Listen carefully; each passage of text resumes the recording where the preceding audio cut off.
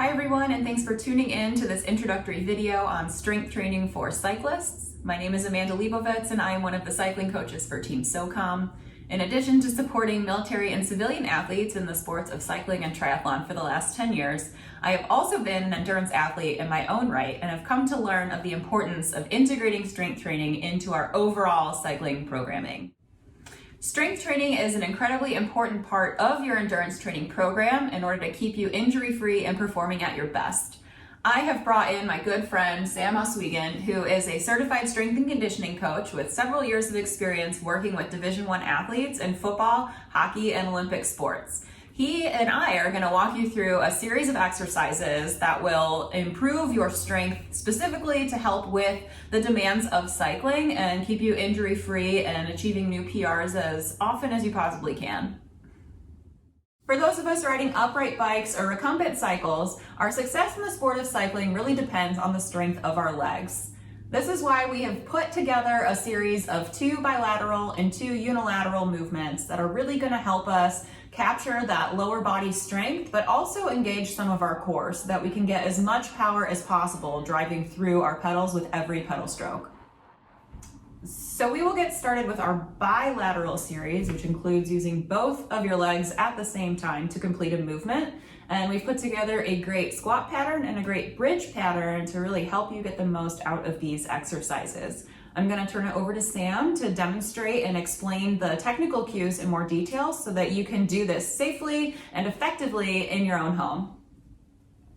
Well, Sam, thank you so much for taking time out of your day to help me shoot this video. Of course, I am a subject matter expert in the endurance side of cycling training, but you are obviously the subject matter expert for the strength and conditioning side of training.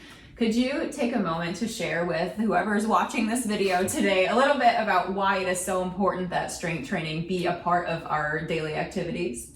Sure. So strength training and strength enhancement are very important for athletes, endurance athletes, power athletes, speed athletes, as strength is the foundational quality upon which power and speed are going to be built on. The stronger an athlete is, the more training load they're able to handle safely, the less likely their chance of injury throughout training, and the better chance they have of building on top of that with speed and power training down the road. For the bodyweight squat, in order to help maintain an upright torso, hands can be placed directly in front, arms straight, feet slightly outside the hips, angled slightly outwards with the toes if comfort allows. Important to start the squat with the hips. I want you to imagine sitting back down onto a chair, down and back, eyes forward. Make sure we sit all the way to depth and all the way through the sky. Bodyweight squat from the side, hands out in front, making sure our torso is upright, feet slightly outside the hips, toes angled slightly out, down and back with the hips, making sure we have a similar sitting pattern as if we were sitting on a chair, and then returning back to an upright position. To help with the torso position of the bodyweight squat, you're welcome to add a light weight to your arms throughout the exercise. I'm using a bag of quinoa. However, you're welcome to use a book, a bag of cans, anything throughout the house that you could have. Start with this again, extended out in front, feet outside of hips, pressing the counterbalance weight directly in front throughout both portions of the movement, up and down. This will help you keep an upright torso angle throughout the bodyweight squat. A progression beyond the bodyweight squat is going to be the goblet squat. This is done with a little bit more weight. I'm here holding a dumbbell upside down, making sure that we support it with our elbows underneath, not flared out wide. This position is going to allow us to keep it close to the body and controlled. The squat pattern is the same as the bodyweight squat. Feet slightly outside of hips, toes angled slightly out based on comfort. Make sure we sit down to that same position, all the way down, all the way up. From the side, you can see that the goblet hold allows me to maintain that upright position with the weight a little bit closer to the body. If you don't have access to a dumbbell, you can use other items throughout your home. Here we have a jar of oats held in a same pattern, elbows to the side and underneath, sit all the way down in depth and all the way back up. For our second bilateral exercise, we're going to start with the glute bridge. For the glute bridge, lay flat on your back, knees bent about 90 degrees, feet flat on the floor. With the arms, they can either lay flat to your side or across the chest. To start the exercise, we're going to maintain the same position on our knees, drive our hips to the sky and squeeze our glutes. We want to maintain a straight position from shoulders through hips, through knees, and then return back down to the ground. To make the exercise slightly more difficult, you can go into a unilateral bridge. For this, you're going to take one of your legs and extend it straight out, either up to the sky or held in line with the remainder of the other knee. Same position for the bridge at the top. When we bridge up, we want a straight line from shoulders through hips, through knees. Now that we've become familiar with some bilateral movement patterns that will help us become stronger and more powerful cyclists, we're going to review some unilateral movement patterns to really help us get the most out of every single pedal stroke. For those of us riding upright bikes or recumbent cycles, we know we are really only using one leg at a time to drive power through the pedals. So this sequence of movements will really allow us to get the most out of every pedal stroke down and also every pedal stroke up the back end. Next, we're going to talk about our unilateral loading. So for these exercises, we've chosen the split squat to start. With the squat position, it's almost easier to start at the bottom.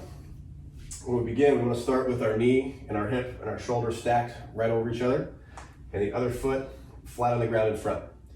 For this position right here, we're going to drive both legs up through the sky, making sure we don't lock out either leg, and we're going to return our knee to the same position that it started, gently tapping it on the ground. Torso position for the split squat is going to be very similar to the bodyweight squat. Up tall, you can put your hands in front if you'd like. You can also load the same with either a dumbbell or a counterbalance weight, arms locked in front. To string a few of the exercises together, just gently tap your knee and return through the sky.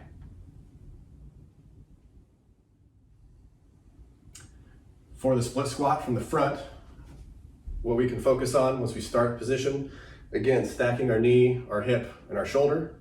We want to maintain our front side knee over the foot, not let it deviate in or out. As you can see throughout this exercise, it should maintain that same position in line with the toe as we hit our reps. Our second unilateral pattern is going to be the lateral squat. For the lateral squat, take a much wider base than you did for the bodyweight squat or goblet squat. What we want to focus on is maintaining the outside knee directly over the foot when we're at the bottom position. If our feet are too wide, we're not going to be able to sit into a squat. If our feet are too narrow, my knee will track well outside my foot.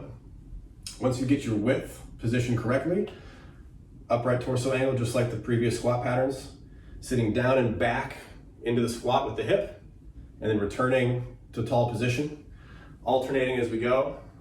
So we get both legs, or hitting all reps on one side before progressing to the other.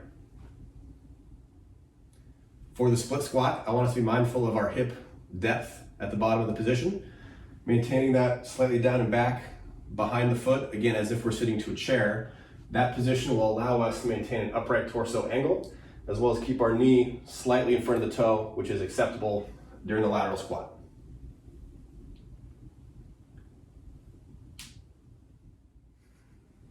So now you have 4 great movement patterns to incorporate into your strength training to really benefit your skills, power, speed, and endurance as a cyclist. But we also want to remember that our core is an incredible part of where we're driving our power as we are on the bike. And so we're gonna share a couple of our favorite core exercises with you now.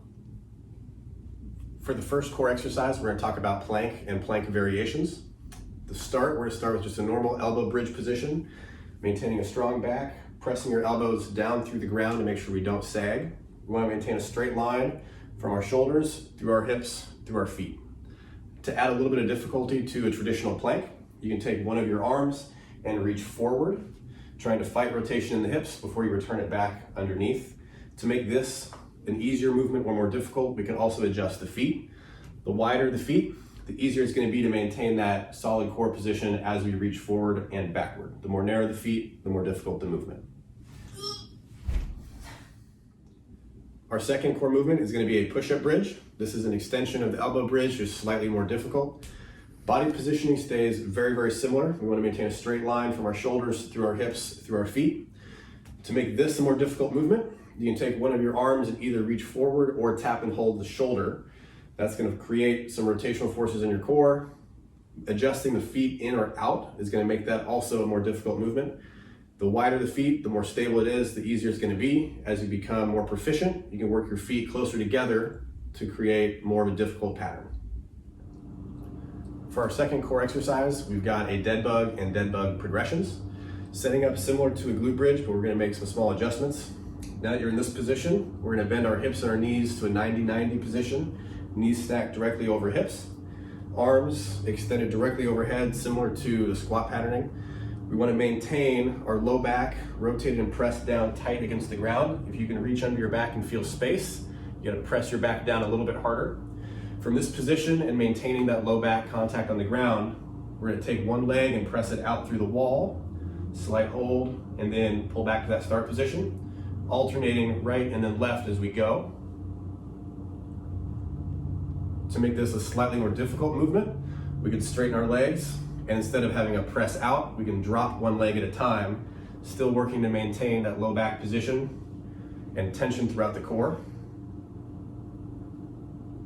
In order to load this movement and make it slightly more difficult, we can add weight to the upper body. This will help maintain a little bit of tension as well as allow you to maintain that back contact on the ground.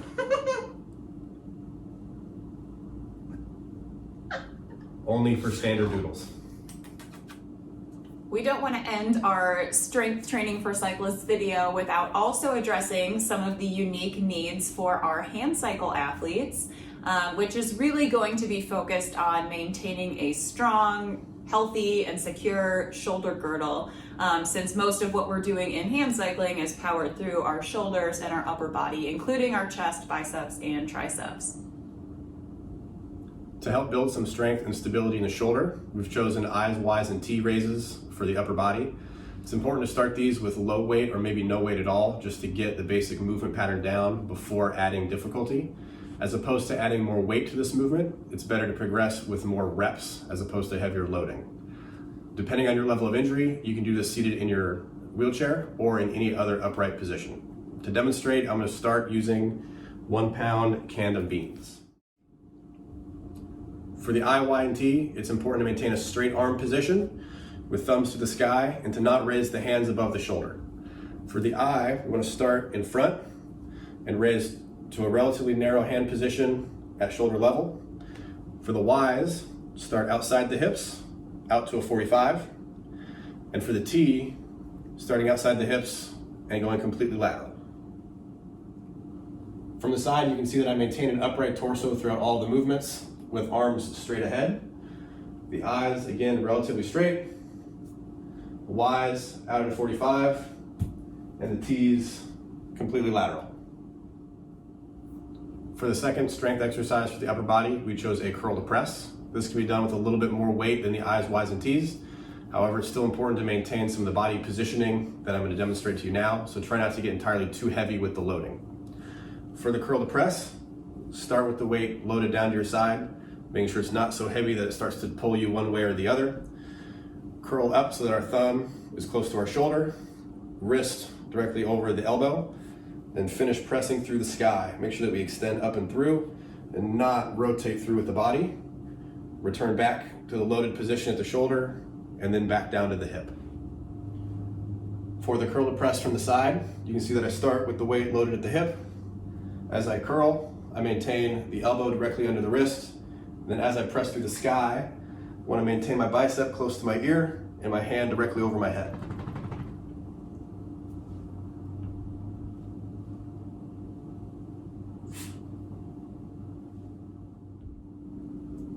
Thanks for tuning in today to learn a little bit more about how strength training can help you reach your cycling goals of becoming a stronger and more powerful cyclist. We have shared some of our favorite movement patterns with you and hope that you're feeling comfortable and confident integrating these into your own programming at home. One thing to keep in mind as you are incorporating strength training more regularly into your routine would be that because cycling is an endurance sport, it is almost always better to increase your number of reps rather than to increase the amount of weight you're lifting or using with any particular movement. Similarly, if you find that you are so sore after any one workout that you can't successfully complete your cycling training, it might be a good idea to dial things back in the gym. But again, thank you so much for tuning in, and we wish you all of the best of luck with your training and racing.